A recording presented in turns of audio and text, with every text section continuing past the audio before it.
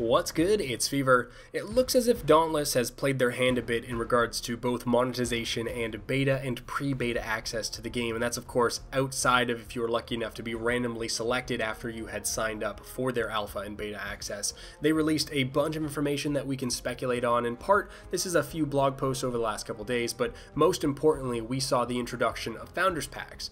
Founders Packs get a bit of a mixed bag across different genres. People have different ideas of if they're good or bad, especially when a game itself is planned to be free like Dauntless is. Now, I'll go over briefly what is in each pack, and note that while we can speculate, we don't have enough of the context to draw any real conclusions, but we at least can get a gist of what they're thinking in regards to how they're going to make their money, and maybe some insight into some of the stuff the game offers that isn't just killing behemoths. So right away, we see 3 Founders Packs priced from $40 to $100, offering beta access across the board, with the heavy supporters getting pre-beta access. Now, I want to note, if you're thinking about making content for the game or streaming it, that there is an NDA planned to be in effect for the pre-beta, which means that you can't stream or make content for it. That's just a heads up. They may repeal it for the beta, but they might not. Just keep that in mind if you're looking to spend money for this specific reason.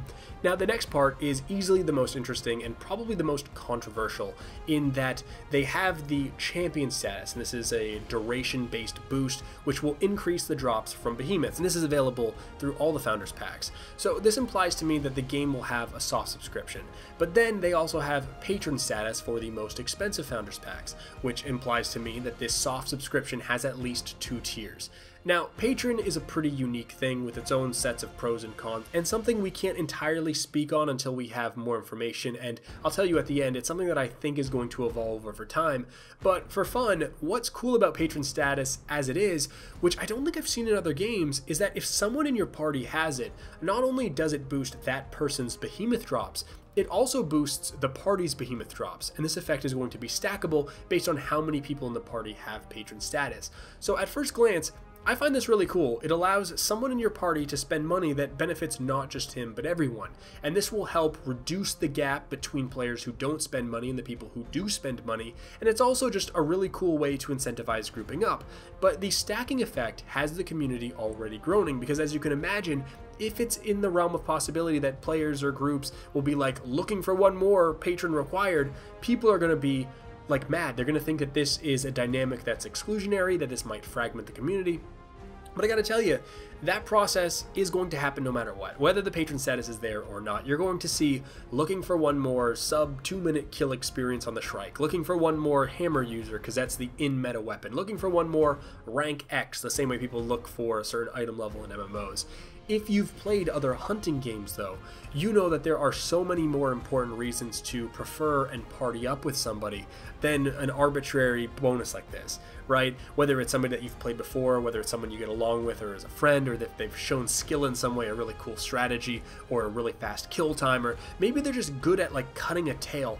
Like, killing body parts is an underappreciated art, so something like this may seem like an issue, but in actual gameplay might not matter at all. It's just not a determining factor that may cause a real dynamic, and the people that will feel that it causes a real dynamic, it's got to be a small amount of players that would rather play with a stranger with patron than their buddy who's free to play. But anyway, it's just way too early to even talk about that. It doesn't mean anything without any context, because even right now, we've had confirmation that this isn't a drop rate that increases the quality of the item, only the quantity of the items. We also don't know if that rate is 5% or 100%. We don't know if there are diminishing returns on the stacking within the party. We don't exactly know how the crafting and the drop system works in Dauntless. Like, if you're familiar with Monster Hunter, when you get to the point where you want to create a really great piece of gear, your enemy is the desire sensor. It's RNG, because you're crossing your fingers for a specific rare material. And in all the hunts that it takes to get that material, you're going to get countless of these throwaway materials, where if you're just boosting the quantity of all the materials you've gotten, it's barely going to mean anything, because you're just going to keep hunting until you get that rare material. And so it's going to be more important to kill faster, to group with somebody who kills things faster, than just group with somebody who has patron. And while we don't know how currency plays into everything, and if you're going to be able to buy it through the game, or if there's other ways to sort of turn that shitty material into something, we do know that there is no player trade trading. So if the crafting is at least similar to Monster Hunter, a boost like this could mean next to nothing. It could mean something. We don't know how it all fits together, what other bonuses are attached, if there are other bonuses that are found within the game, if they stack, if this is obtainable in game. Not to mention, the game is in like alpha now, so it's all subject to change. But I do have an issue with this, okay? But it's not gameplay related, it's in public opinion. When you explain to somebody who hasn't or won't play the game before making up their mind that it has 2 tiers of subscription that allow item boosts, it's that perception that I think is just going to be the worst part of it all, and it's going to be a stop. It's going to be a gate for people. Like a lot of times in online games, and believe me, my entire channel is online games, one of the first questions is the game pay to win? And this is 2 easily identifiable thresholds of advantage that sounds greedy, right? And as much as I am about context, when people are looking to hate, context flies right out the window. And we'll just have to wait and see how this all pans out. Now, going down the list, pack of consumable items, you know, who knows what that is? Potions, paintballs, traps. It's just going to be items that you use on the hunts, whatever. In-game title and forum icon, pretty standard fare, but interesting to me is the in-game allowance of titles, which in a game like this seems really cool, right? Fevir the Shrike Slayer. Maybe you get something like that for killing a special empowered Shrike without getting hit once. And you've probably heard me go on about cosmetics and fluff before, how I find that they're some of the best rewards that you can get, and titles can easily be that as long as they aren't incredibly easy to obtain and there's some ooh factor to getting them. And just knowing that this system is in the game already, kind of cool. The Founder's Flare, from the looks of gameplay, flares are replacing almost paintballs, so it's your way to signal your party that you found the monster. If you're unfamiliar with these types of games, generally you like split up to hunt on a map, and then when you find what you're supposed to be killing, you mark it out with paintball, or in this case it's going to be a flare, maybe it'll put a visual indicator on the map, and then your entire group converges on that one spot. From there we have chroma cores and transmog stones. So now we're playing with fashion, now we're playing with cosmetics. Again, something that you'd expect. One of the coolest parts of these hunter style games is wearing certain monsters as weapons and armor, and just the cool ways that they translate like a really cool ice beast into a really cool ice sword, or crazy icy jagged boots. And I'm okay-ish with this kind of stuff. Again, context is super important because dye systems can be done horribly. Black Desert Online, before they revamped it, was a perfect example. And in a prior blog post, they let people know that dyes, transmog stones, flares, banners, and other cosmetics can be dropped by just killing behemoths and completing quests. So at least we know they aren't exclusive, but we don't know rates, we don't know prices. But this at least displays that these are the kind of things that are probably going to be in the cash shop.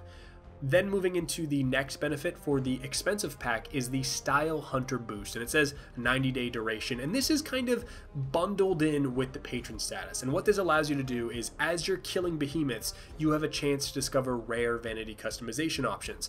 Now, what's interesting to me is that it's part of the patron status, but it's listed as its own thing.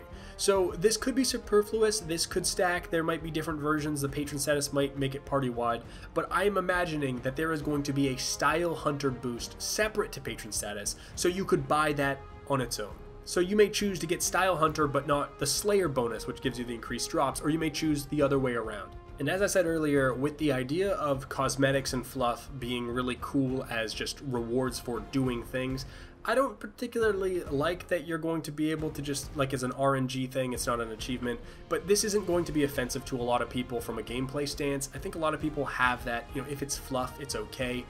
But what I really do like about this is that it's taking out the catalog of cash shop costumes and instead putting that thrill into the hunt itself, right? Looting cool stuff is really cool, so I like and dislike this. Next we have the guild charter. From my understanding, creating a guild is expensive to stop spam guilds or holding on to names. They want there to be significance to a guild, and this is just going to get you a jump start. The way I would imagine this is that this will just get you day 1 access to creating the guild that you want. Otherwise, you might need to wait until day 3. I just can't imagine a game that is going to be based around co-op having some sort of paywall for guilds. There's also going to be a custom emote and then being part of the game's credits like a thank you. All pretty tame stuff. Now, I think when you look at this as a whole, right, you can almost imagine that most of this stuff is going to be found in the cash shop separately. And you sort of see an affinity for boosts. And I think that this is the beginning of a system. Now, I see the 2-tiered system, and what it seems to me is that what the game's going to do is create a soft set of subscriptions. So being able to buy patron status, and this is just my guess, okay? if you get patron status, you get the array of boosts that the game offers. And if you don't have patron status, you can kind of pick and choose the ones that you want. And right now they have Slayer and they have Style Hunter, but let's pretend that they had a third one, right? So if they have 3 different boosts, I'm going to imagine that patron has all 3. But if you don't want to go patron, you can just pick and choose the ones for a reduced price. That's just what I kind of think. And then on top of that, it looks like they're going to be leaning on the transmogrifying and cosmetic type bonuses. All pretty cool stuff. I mean, you're not really going to expect anything heinous before the game's released because it is bad PR, but nothing is sticking out as like a red flag. So that's going to do it for me. Maybe as we move forward, we can get the guys from Phoenix Labs to do a bit of a Q&A. What sucks for a lot of people who aren't in the Dauntless subreddit or the Discord or have followed them on Twitter or been in their forums is that you don't get to see them speak with their community. Like, they're a pretty rad group of people. They speak candidly and openly with their community. Like, this Founders Pack stuff, they've been talking to their community about this for like a week. I think I remember reading about it on Thursday or Friday, and they're just like, hey, keep it hush-hush. Do you guys have any ideas or thoughts about this? And like, it's just really cool. And the interaction has been like next level. Like, I've been part of so many games during their spin up heading into the testing phase, and I've just been impressed, and it has made me all the more willing to support them.